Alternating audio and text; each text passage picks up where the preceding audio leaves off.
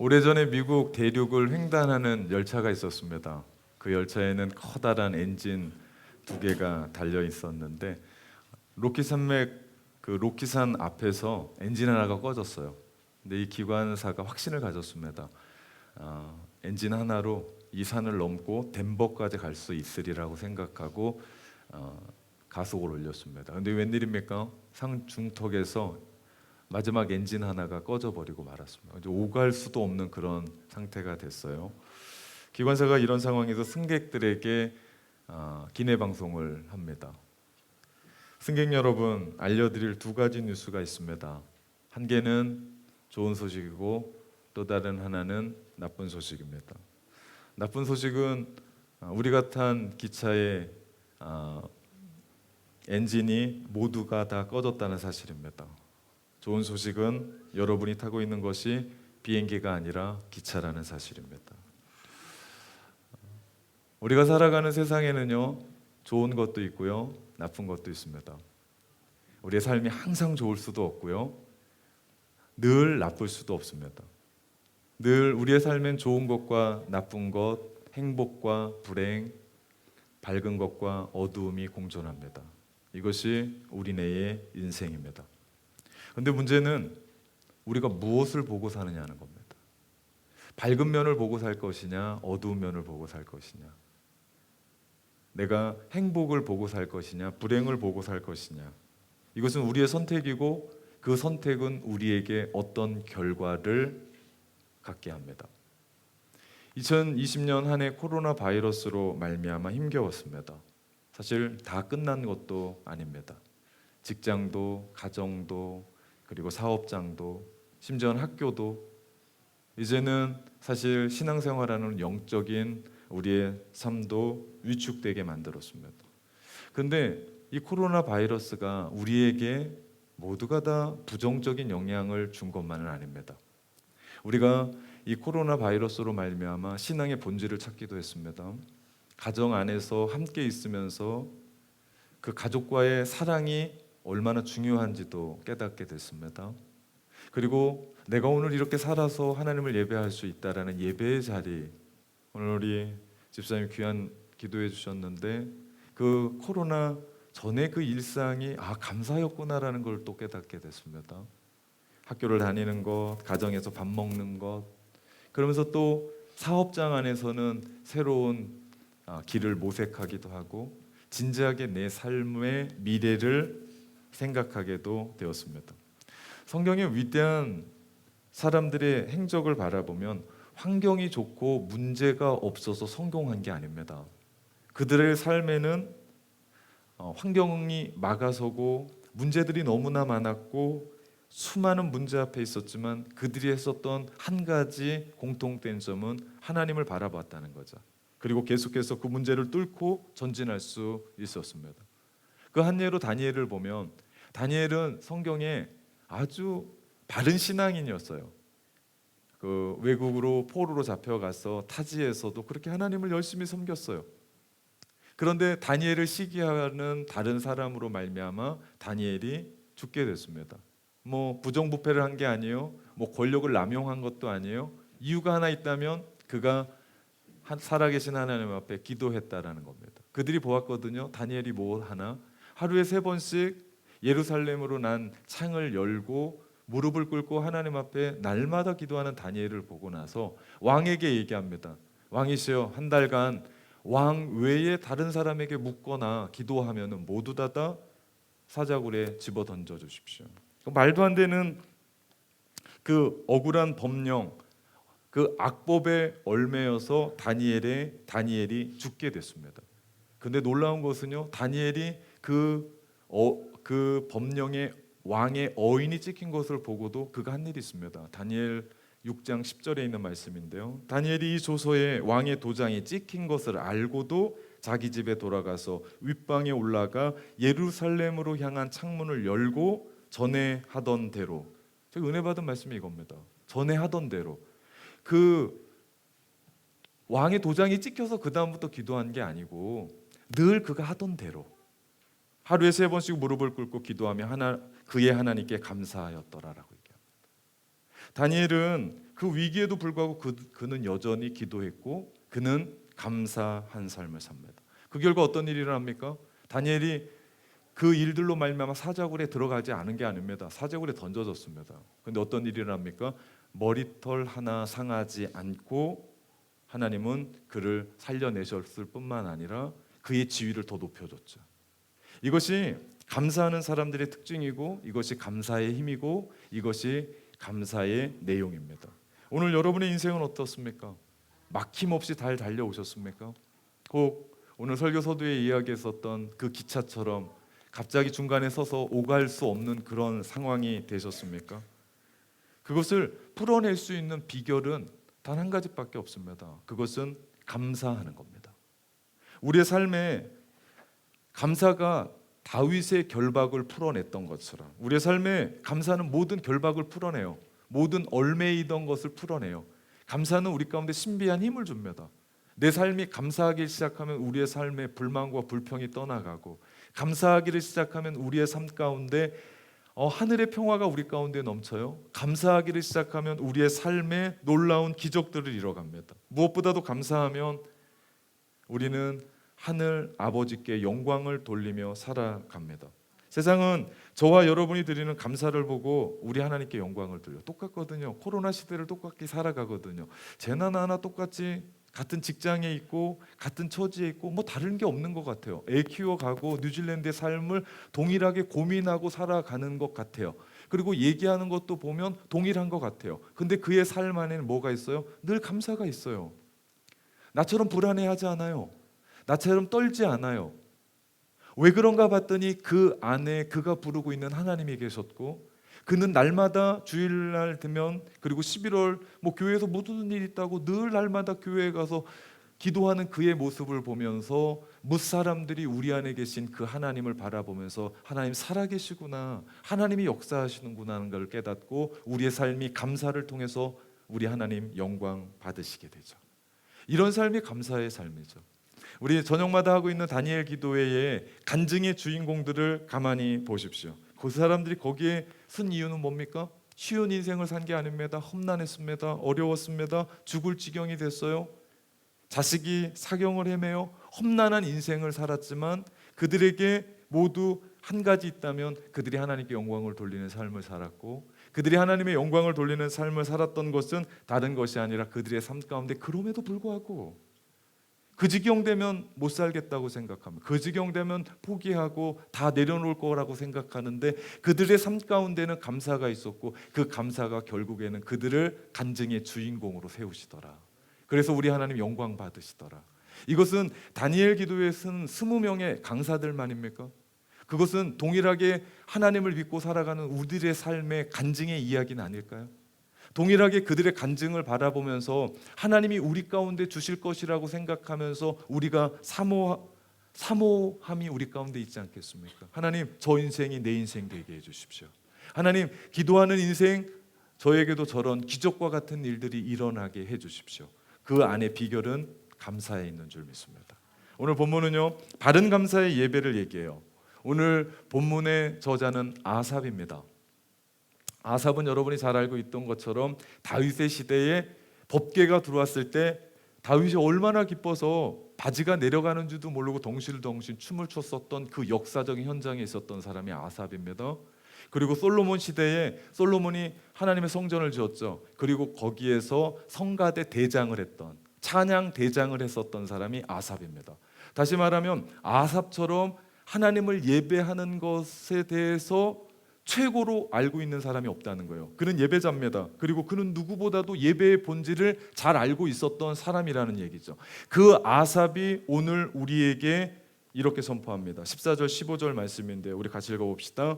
감사로 하나님께 제사를 드리며 지존하신 이에게 내 소원을 갚으며 환난 날에 나를 부르라. 내가 너를 건지리니 내가 나를 영화롭게 하리라. 아멘. 아삽이 뭐라고 얘기합니까? 예배의 본질이 뭐라고요? 감사라고요. 우리가 이 예배의 자리에 와서 하나님께 감사하는 거예요. 하나님, 나를 예수 그리스도의 십자가의 피로 구원해 주셔서 감사합니다. 나 같은 죄인이 주 앞에 옳다함 얻음은 십자가에서 우리를 위해서 피 흘려 주셨던 그 은혜로 십자가의 보혈로 우리를 덮어주심이 우리 가운데 있기에 이 자리는 감사의 자리 아닙니까? 우리가 이 자리에서 하나님을 높이고 드높이고 주의 보혈 능력이 또다 찬양하고 우리가 마음을 다하여 찬양할 수 있는 이 자리, 예배의 본질은 감사에 있고 그 감사가 결국은 하나님을 영화롭게 하더라. 이것이 아삽의 고백입니다. 여러분, 우리의 인생이 이 땅에 이렇게 살아가는 것은 하나님을 영화롭게 하려고 살아가는 거 아니에요?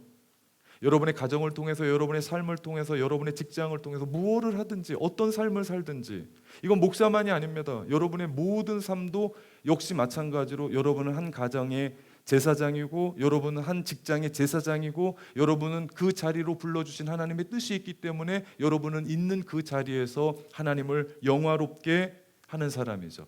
우리가 어떻게 해요? 감사할 때. 여러분, 나에게 맡겨주신 가정에 대해서 감사합니까? 여러분, 여러분에게 맡겨준 그 자녀들 때문에 여러분 감사하고 사세요?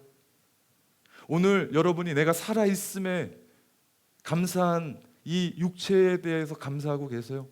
여러분이 지금 손대고 있는 일터, 사업장, 그리고 지금 나에게 일어나고 있는 모든 관계 안에서 여러분은 감사하고 사십니까? 여러분, 그 삶을 하나님 앞에 올려드릴 때 여러분은 삶의 예배를 통해서 하나님을 영화롭게 하실 줄 믿습니다. 우리가요, 감사로 하나님을 높이기 위해서 오늘 말씀에 세 가지를 얘기합니다. 저는 그것을 얘기하려고 합니다. 감사로 하나님을 높이기 위해서 첫째, 하나님에 대한 바른 인식이 필요합니다. 여러분에게 있어서 하나님이 누구십니까? 누군가가 여러분에게 내가 믿는 하나님은 누구셔? 라고 물으면 여러분은 뭐라고 고백하시겠습니까? 이것이 감사로 하나님을 높이는 첫 번째 원칙이 된다는 겁니다. 참된 감사는 환경에서 오지 않아요. 하나님과의 관계 속에서 옵니다. 여러분이 살아가는 삶 속에 환경은 날마다 변했습니다. 변하지 않을 때가 있었나요? 누가 이런 시대가 올 줄 알았습니까? 제가 한국에 있는 한 권사님과 함께 그 메시지를 나누는데 그분이 그런 얘기를 하는 거예요. 목사님, 제가 그 인터넷으로 예배를 드립니다. 그래서 제가 권사님한테 그런 얘기했습니다. 권사님, 참 힘든 세상 사십니다.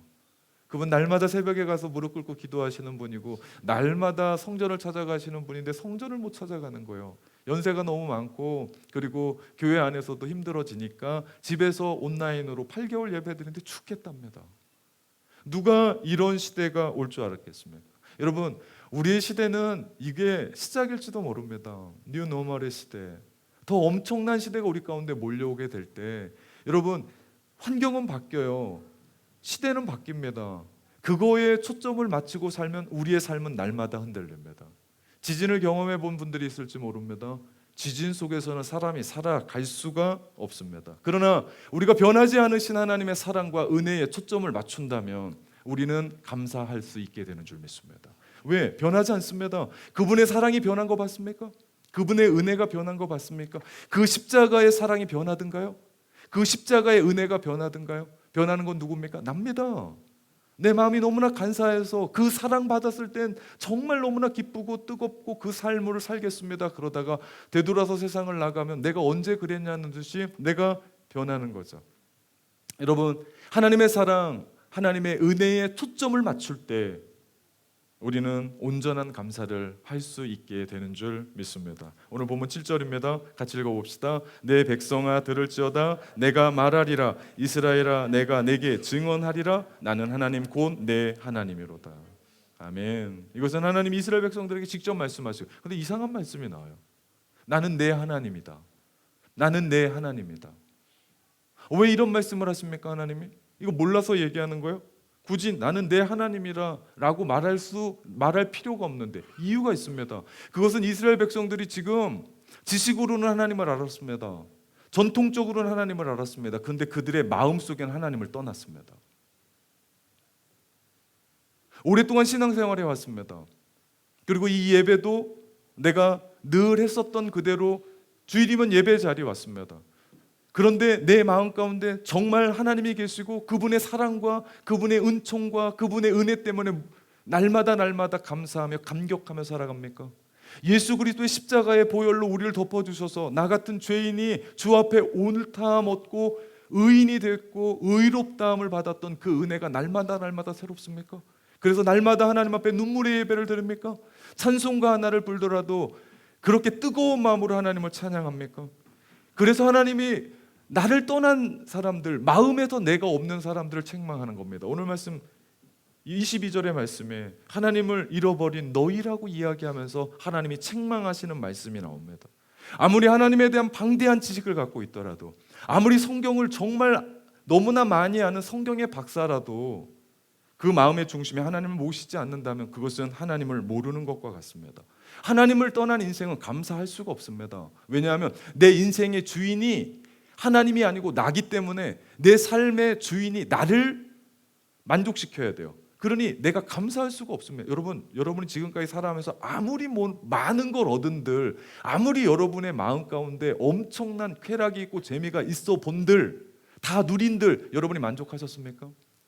그래서 감사했나요? 그런 적은 없습니다. 왜? 내 뜻대로 내 마음대로 내 인생의 주인이 내가 돼서 살아가면 내 삶은 날마다 불만이고 불평밖에 없습니다. 채워질 수가 없기 때문에. 그 어떤 거 세상 다 줘도 그 사람은 불평할 거려. 이거 다 줘서 어떡하냐고, 이거 주어서 다 어떡하냐고. 이스라엘 백성들이 그랬어요. 그들은 광야에서 40년을 지냈습니다. 광야는 원래 척박한 곳이에요. 그런데 이스라엘 백성들의 광야는 좀 달랐습니다. 만나가 있었습니다.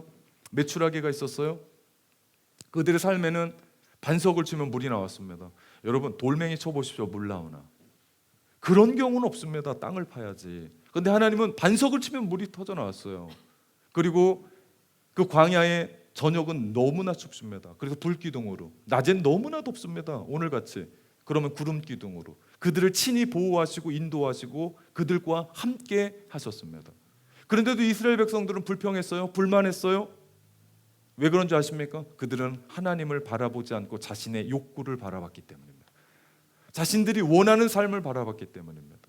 오늘도 마찬가지입니다. 우리가 하나님을 바라보는 사람은 감사할 수밖에 없습니다. 그러나 자신의 욕구, 자신의 욕심에만 가득 차 있는 사람은 감사할 수가 없어요. 그렇기 때문에 저 사람이 하나님을 따라가는 사람인지 저 사람이 신앙인인지 굳이 안 따져봐도 돼요. 리트머스 종이로 빨간색, 녹색 안 찾아봐도 돼요. 그 사람의 입에서 나오는 언어, 그게 감사하면 그는 하나님과 동행하는 사람이고 하나님을 바라보는 사람일 게 맞는 거고, 그의 삶 가운데 날마다 불평하고 불만하고 그의 삶 가운데 만족하지 못하는 사람을 보면 그는 하나님과 동행하지 않고 그는 하나님을 바라보지 않는 사람이라고 얘기할 수 있다는 거죠. 그렇기 때문에 오늘 아삽이 얘기하는 것에 눈을 뜨십시오. 뭡니까? 예배의 본질은 감사합니다. 오늘 여러분 삶 가운데 진정한 감사가 있습니까? 내가 나 된 것이 하나님의 은혜입니까? 나에게 주셨던 하나님의 가정에 대한 감사가 있습니까? 자식이, 그리고 내 삶의 사업장이, 그리고 내가 손대는 그 일이, 지금 내 몸이 아프지만 그래도 내가 숨을 쉬고 있고 하나님을 예배할 수 있는 이 자리까지 나올 수 있는 그거에 대해서 여러분이 감사하고 있습니까? 똑같은 사람이 광야에 있었습니다. 그 사람이 다윗입니다. 유다 광야에서 사울이 한 나라의 왕이 짖잡듯이 찾아가면서 죽이려고 찾아갔었던 다윗이 유대 광야 한복판에서 그가 외친 고백이 있습니다. 그것이 시편 57편 9절에 있는 말씀입니다. 주여, 내가 만민 중에서 주께 감사하오며 문 나라 중에서 주를 찬송하리이다. 똑같은 광야에서요, 누군가는 불평하고 불만하면서 1세대는 전부 다 죽었습니다. 1세대가 하나님을 모르는 세대가 아니었어요. 그는 10가지 재앙으로 출애굽에서 나왔던 사람들이에요. 마지막 장자의 죽음에 그들이 어떤 마음이 들었을까요? 애굽의 모든 땅에서 죽음의 곡소리가 나는데 그들이 살았었던 고센 땅에만 빛이 있고 그들이 살았던 고센 땅만이 어린 양의 피로 문설주와 임방에 발랐었던 그곳에 죽음의 사자가 패스오버했습니다. 이게 6월절입니다. 그들이 모두가 살아서 그곳을 나왔거든요. 앞에 홍해가 가로막혀 있을 때 홍해를 강같이 건넜거든요. 마른 땅으로 건넜거든요. 이런 기적을 체험한 사람이 있습니까? 이런 체험을 했던 민족이 있습니까? 이렇게 하나님께 사랑받은 민족이 있었습니까? 그럼에도 불구하고 그들 모두 1세대들은 광야에서 전부 다 죽었습니다. 왜? 불평하고 불만하고 그들 마음 가운데 하나님에 대한 생각이 없었습니다. 그러나 다윗은 하나님 앞에, 하나님, 내가 하나님을 찬양합니다. 내가 하나님 앞에 감사합니다. 이게 사울 왕의 쫓겨다니는 주제에, 먹을 것이 없어서 진설병을 먹었던 주제에 축축하고 어두웠던 아둘람 굴에서 지내야만 했었던 다윗의 고백입니다. 다윗이 어떻게 이런 고백을 했습니까? 이유는 한 가지입니다. 하나님 때문에. 여러분이 누군가가 여러분의 삶 가운데 왜 감사합니까? 라고 얘기했을 때 사업이 잘 돼서요, 자녀가 잘 돼서요, 제가 공부를 잘해서요, 돈을 많이 얻었기 때문에, 내가 승승장구하기 때문에, 하나님이 이만큼 주셨기 때문이 아니라, 여러분 누군가에게 당신은 왜 감사합니까? 라고 얘기할 때 우리에게도 이런 신앙의 고백이 있었으면 좋겠습니다. 하나님 때문에요. 내 인생에 눈물이 나고 아픔이 있고 넘어도 넘을 수 없었던 내 삶 가운데 하나님이 나를 지키시고 여기까지 왔고, 아직도 해결되지 않는 인생의 문제 앞에서 절망하고 있지만 내가 하나님 앞에 감사합니다라고 이야기할 때, 당신은 어떻게 하나님께 그렇게 감사할 수 있습니까? 라고 이야기할 때 답은 한 가지입니다. 하나님 때문에. 다윗은 어떠한 상황에서도 하나님의 사랑을 믿었고 그분의 임재를 확신했습니다. 아니, 하나님 한 분이면 더 바랄 것이 없다라고 하는 숭고한 선언을 한 거죠. 여러분, 우리의 삶도 우리가 결단합시다. 하나님 한 분이면 됩니다. 내 인생에 하나님 한 분이면 됩니다. 그러면 나는 감사할 수 있습니다. 이런 고백이 우리 삶 가운데 있을 때 하나님은 우리의 삶을 감사로 물들여 가지 않을까요? 이런 자세가 우리에게 필요합니다. 하나님이 어떤 분인 줄 알고 그분에게 초점을 맞출 때, 모르고는 믿을 수가 없어요. 모르는데 덮어놓고 믿을 수가 없어요. 나를 만나 주셨던 하나님, 그 십자가의 은혜의 그 하나님을 내가 깨닫고 그분을 믿고 초점을 맞춰 나갈 때, 지금 나의 환경과 나의 처지와 나의 여건과 나의 삶의 상태랑은 상관없이 우리의 삶 가운데 감사할 수 있게 될 줄 믿습니다. 우리 다음 주는요, 추수감사절을 지킵니다. 여러분, 우리 하나님 앞에 이런 감사를 좀 드려봤으면 좋겠습니다. 우리 어린아이들부터 시작해서 어른에 이르기까지. 교회가 돈이 없어서가 아닙니다. 하나님이 돈이 없어서가 아니에요. 내 마음을 하나님 앞에 그렇게 드리는 거죠. 감사한 만큼 하나님 앞에 드리는 겁니다. 여러분은 하나님을 얼마나 깊이 인식하고 살아갑니까? 하나님이 여러분에게 얼마나 베풀어 주셨던 그 사랑과 은혜에 감격하고 살아갑니까? 그 십자가의 은혜 때문에 여러분은 오늘도 살아가십니까? 그것 때문에 오늘 예배에 오셨습니까? 그리고 내 마음이 감격이 있습니까? 그 예수 그리스도의 십자가의 사랑 때문에 오늘 하루 살게 해준 것도 대단한데, 시한부 인생 가운데 당신에게 한 달에 1년에 삶을 허락한다면 그들은 아멘하고 감사하고 눈물을 흘릴 겁니다. 그런데 우리 하나님께서 우리 가운데 주시는 예수 그리스도의 십자가의 은혜는요, 영원한 삶입니다. 그냥 오늘날 이 땅을 살아가는 데의 축복이 아닙니다. 우리 가운데 펼쳐진 하나님의 나라는 영원합니다. 그런 거 생각할 때 우리는 뭔가 좀 없고 있고, 내 삶 가운데 불편하고 어렵고 힘들고 불편하고 아프고 일이 잘 안 돼도 우리는 그 하나님의 관계 안에서 하나님께 감사할 수 있는 줄 믿습니다. 어떻게 하면 감사로 하나님을 높일 수 있을까요? 둘째는요, 보답하는 삶을 사는 겁니다. 하나님의 은혜 그리고 하나님의 사랑을 인식했다면 우리가 보답하는 거예요. 우리 사람도 그렇잖아요. 누군가가 나한테 고마운 일을 했어요. 감사한 일을 했습니다. 그러면 식사를 사는 거잖아요. 그죠? 내가 조그만 선물을 준비해서 감사하다라고 하는 거 아닙니까? 우리가 하나님의 은혜에 보답하기 위해서 어떻게 하면 좋을까요? 사람들이 보답이라고 얘기하면 오늘 이스라엘 사람들처럼 수소나 그 숫 염소와 같은 재물을 생각할지 모르지만, 하나님이 원하는 건 꼭 그런 게 아닙니다. 오늘 말씀 8절과 11절에 보면, 나는 내 재물 때문에 너를 책망하지 아니하리니 내 번제가 항상 내 앞에 있음이로다. 내가 내 집에서 수소나 내 우리에서 숫염소를 가져가지 아니하리니 이는 살림의 짐승들과 뭇 산의 가축이 다 내 것이며 산의 모든 새들도 내가 아는 것이며 들의 짐승도 내 것이다. 하나님 말씀하시는 거예요. 이스라엘 백성들은 그냥 그렇게 예배 드리면 되는 줄 알았어요. 보답이 하나님께 받은 은혜가 그냥 집에 있는 수소, 아주 좋은 거, 숫 염소 잡아서 하나님 앞에 드리면 될 줄 알았습니다. 그런데 하나님이 진정으로 원하는 게 뭔지 아십니까? 그건 물질이 아닙니다. 하나님이 진정으로 원하는 건 우리의 거룩한 삶입니다. 하나님과의 관계 속에 있는 하나님의 자녀된 삶, 예수 그리스도의 십자가의 보혈로 구원받은 하나님의 백성으로서의 삶. 이스라엘 백성들은 이것을 간과했어요.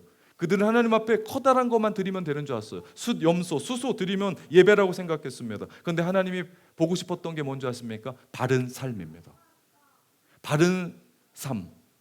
하나님과의 관계와 하나님과의 인격적인 관계 속에서 맺어지는 삶, 그것이 거룩함이고요, 그것이 성결함입니다.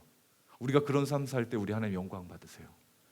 내가 교회는 다닌다고 얘기하고 나는 목사라고 얘기하고 나는 집사라고 얘기하는데 세상에 살아가는 사람들의 눈에 볼 땐 저 사람은 목사도 아니고 저 사람은 집사도 아니고 저 사람은 교회 다닐 것 같지 않는 삶을 살 때 우리 하나님 영광 받으시겠습니까? 아니요.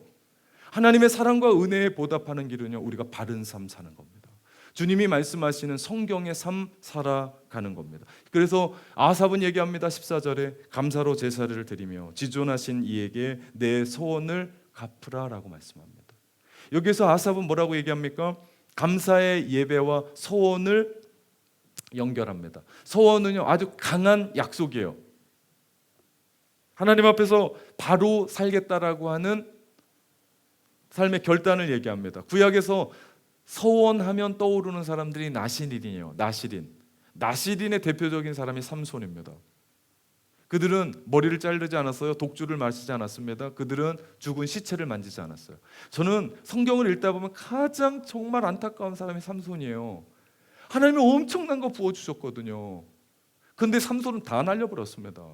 마지막 한번 끝에서 그 기둥 무너뜨리고, 근데 그가 정말 나신으로서 하나님 앞에 강력한 삶의 확신을 가지고 결단을 가지고 그가 하나님 앞에 살았다면 그는 정말 성경의 위대한 인물이 됐을 겁니다. 그런데 정말 저는 삼손을 읽을 때마다, 사사기를 읽을 때마다 넘길 수도 없고 이건 너무나 안타까운 마음들이 너무나 많습니다. 한마디로 구별된 삶을 살겠다는 약속이죠. 하나님이 그것을 원하세요. 여러분 그거 아십니까? 하나님은 우리가 은혜 받는 것도 원하시지만 은혜 받고 끝나면 안 돼요. 많은 사람이 은혜만 갈구해요. 그거 어떻게 하겠다고요? 은혜 받았으면 그 은혜 받은 사람으로 살아내야죠. 정말 중요한 것은 은혜 받은 사람의 책임이 있다는 겁니다. 그런데 지금까지 한국교회는 은혜만 얘기했습니다. 그리고 은혜 받은 사람의 책임을 얘기하지 않았습니다. 그래서 어떻게 보면 오늘날의 교회가 세상의 사람들로부터 질타를 받고 있는지도 모릅니다. 간디가 그런 얘기합니다. 나는 예수님을 존경합니다. 그러나 기독교는 싫습니다. 왜 그렇습니까? 무슨 뜻입니까? 기독교의 본질과 현대 그리스도인들이 보여주는 삶에는 간극이 있다는 겁니다. 이것이 비극입니다. 예수님은 우리 가운데 사랑을 말씀하셨어요. 그런데 우리는 사랑하지 않습니다. 예수님은 우리에게 진실을 가르쳐 주셨습니다. 그런데 우리의 삶은 거짓과 위선이 난무합니다. 예수님은 우리에게 긍휼과 용서하라고 가르쳤어요. 그런데 우리의 마음 가운데는 심판이 있고 우리 마음 가운데는 정죄함이 있습니다. 여러분 이제는 달라져야 돼요. 어떻게 하면 될까요? 은혜 받은 대로 사십시오. 은혜 받은 대로 보답하며 사십시오. 그게 뭡니까? 감사의 삶이죠. 감사의 삶으로 돌이키는 겁니다. 감사의 삶이 다름 아닌 하나님의 사랑과 은혜를 받았다는 삶의 모습이죠. 여러분 그 은혜에 감격하며 살아가는 사람이 사기치며 살겠습니까? 그 은혜에 감격하며 살아가는 사람이 누구를 미워하고 살겠습니까? 그 은혜에 감격하며 살아가는 사람이 누군가를 미워하며 살 수 있겠습니까? 그럴 수는 없는 겁니다. 여러분 감사하면 우리 하나님 영광 받으실 줄 믿습니다. 마지막입니다. 셋째, 감사로 하나님을 높이기 위해서 하나님의 능력을 신뢰하십시오. 15절 같이 읽어볼까요? 한낱 날에 나를 부르라 내가 너를 건지리니 내가 나를 영화롭게 하리로다. 아멘. 이 말씀을 보면 우리의 삶의 전제가 나옵니다. 무슨 얘기입니까? 우리의 삶은 어렵다는 겁니다. 우리의 삶은 고난이 있다는 거예요. 환난이 있습니다. 어떤 분이 저한테 그런 얘기 하더라고요. 삶이 어려운데 어렵다라고 얘기할 필요는 없지 않냐. 그죠? 그러니까 다시 말하면 내가 어렵고 힘든데 그걸 굳이 컨펌할 필요가 뭐가 있냐. 그 삶이 어렵다고 컨펌할 게 아니라 하나님이 나와 함께 하십니다를 컨펌해야 되고 주님이 나와 동행하십니다라는 컨펌해야 되고 주님이 나와 함께 가셔서 이 모든 것을 이길 수 있습니다를 컨펌해야지. 그러지 않아도 어려운데 우리는 죽겠다 컨펌하고 진짜 죽습니다. 그러면 우리는 어떻게 살아야 된다고? 살겠다 컨펌해야죠. 이런 삶이 우리 가운데 있어야 되지 않겠습니까? 예, 하나님의 능력을 우리는 신뢰해야 됩니다. 쉬운 인생이 어디 있습니까? 물어보십시오. 우리 선우도 저렇게 살고 있지만 집에 가면 되게 어려울 거예요. 그죠? 어린 아이들도요, 정말 어렵게 세상을 삽니다. 청소년들, 청년들, 지금 여기에 있는 어른들, 쉬운 인생이 어디 있겠습니까? 쉬운 인생은 아무도 없습니다. 그리고 모든 인생에 위기가 오고 어려움이 다가옵니다. 피할 수 있습니까? 현실은 피할 수가 없습니다. 피할 수 있다면 피하십시오. 그런데 피할 수가 없습니다. 그때 우리에게 부를 이름이 있어야 됩니다. 오늘 시인이 그 어려운 때 부를 이름을 찾았습니다. 시인이 이야기하는 그 이름이 누굽니까? 여호와, 하나님, 그분의 이름을 부르라고 이야기합니다. 무슨 일을 당하든지 하나님의 이름을 그분이 도우십니다. 오늘 찬송가 그대로 우리가 주님의 이름을 부르면요, 무슨 일을 만나든지 우리의 삶에 만사형통하리로다. 오늘 날씨가 더워서 아멘을 안 하죠. 제가 일주일 배웠더니 막 그 교회도 아멘을 안 하고 이 교회도 아멘을 안 하면 전 어디에 가서 설교를 하면서 흥분을 해야 될까요? 네, 이상해지셨습니다. 일주일 제가 교회를 비웠더니 비우면 안 되는데 한 번 더 비워야 되는데 어떻게 하는지 모르겠습니다. 그분이 모든 불가능의 문을 여시는 전능자십니다. 우리의 아버지십니다. 그분의 능력을 신뢰할 때 두려움과 염려는 떠나가고 우리의 삶 가운데 기쁨과 감사가 넘쳐날 줄 믿습니다. 이 삶이 우리 가운데 있어야 됩니다. 다니엘 기도에 간증하는 주인공들을 보면, 간증의 강사들을 보면 공통점이 하나 있습니다. 그들은 모두 어려운 시간에 하나님을 불렀다는 겁니다. 다른 사람을 부르지 않았습니다. 여호와 하나님 한 분만을 불렀습니다. 그 고통 가운데, 그 절망 가운데 하나님, 나를 구원해 주십시오. 하나님뿐이 없습니다. 아이가 척척하게 처져가고 거의 죽어가는 그 상황에도 그들은 하나님만 붙잡고 그 자리에 서 나갔기 때문에 그들은 간증의 주인공으로 그 자리에 설 수 있었다는 거죠. 종이 칠 때까지, 끝날 때까지 끝난 게 아닙니다. 마지막까지 주님 붙잡고 하나님의 이름을 부를 때, 우리도 마찬가지입니다. 어렵습니다. 힘듭니다. 몸이 아픕니다. 울어도 안 되는 일들이 있어요. 현실 앞에 낭망할 때가 있습니다. 하나님, 내 인생은 왜 이래야 됩니까? 라고 고백할 때가 있습니다. 난관에 부닥쳐서 아무것도 이룰 수도 없고 답을 찾을 수 없을 때 우리가 그때 해야 될 일은 전능하신 하나님을 부르는 겁니다. 부를 때 감사가 시작되고, 부를 때 기적은 일어나고, 부를 때 문제는 해결될 줄 믿습니다. 사랑하는 여러분, 우리에게 주어진 환경이 우리에게 감사를 주지 않습니다. 일시간은 줄 수 있어요. 큰 돈을 벌고 영주권을 따고 권력이 내 안에 있고 누굴 부르면 왔다 갔다 할 수 있는 힘이 있고 집이 있고 큰 차가 있고 능력이 있고 심지어는 남과 비교할 수 없는 외모가 있다 하더라도 이런 것은 진정한 감사가 아닙니다. 진정한 감사는 우리 안에 있는 예수 그리스도, 그분이 우리 가운데 주시는 그 은혜가 진정한 감사의 이유여야 되죠. 그분이 우리 가운데 주시는 구원의 기쁨, 그분이 우리 가운데 주시는 소망, 생명의 축복이 우리로 하여금 모든 인생의 여건을 이겨내게 하고 무슨 일이 있더라도 우리를 전진하게 하고 하나님 앞에 서게 하는 줄 믿습니다. 그러므로 삶이 힘들면 힘들수록 감사의 잔을 높이 드십시오. 내 삶이 어둡고 힘든 곳을 밤이 깊어가는 것 같은 인생이 우리의 삶 가운데 찾아오더라도 그때 주님의 이름을 부르며 찬양하시기를 바랍니다. 그러할 때 여러분은 하나님을 높이며 하나님을 영화롭게 하는 인생 되어질 줄 믿습니다. 사랑하는 참된 가족 여러분, 지금은 감사해야 될 때입니다. 아멘.